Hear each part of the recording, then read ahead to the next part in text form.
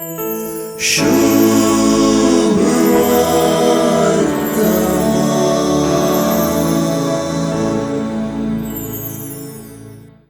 सुवार्तेंत दोन वपारी आमकां आयकूंक मेळटात.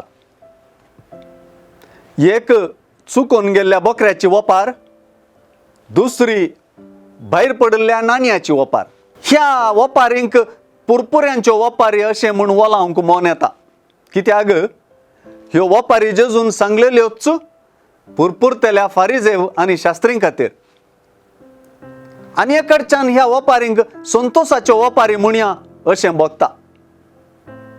पुरपुरचें आनी संतोशचें ह्यो दोनी गजाली आज सुवार्तेच्यो चावयोच आसात.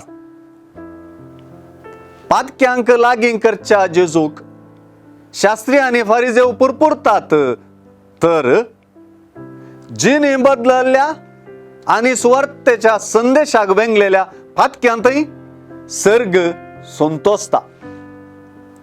लुकाचे सुवार्तेंत जिणी बदलप व्हड महत्वाचें सत जावंक पावता.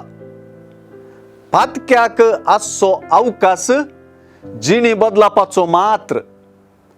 फातक्या उदेशी संतोष पावयत जाल्लें कितेंच ना. जिणी बदलप मात्र फातक्या उदेशी संतोष उदेवपाचें कारण जाता.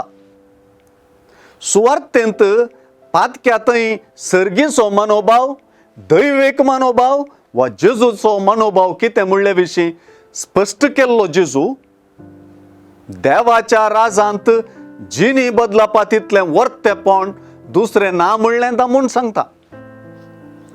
संतोशा उदेशी उतरांनी भरून गेल्ली आयची सुवार्ता संतोशाचें कारण स्पश्ट करता. 100 चुकल्लो पूण आतां पाटी मेळिल्लो एक बकरो गोवळ्याक, दांतलें भायर पडिल्लें पूण आतां पाटी मेळिल्लें एक नाणें स्त्रियेक संतोशाचें कारण जातात. तर पातक रडून जिणी बदलिल्ली दैवीक संतोशाचें कारण जातात.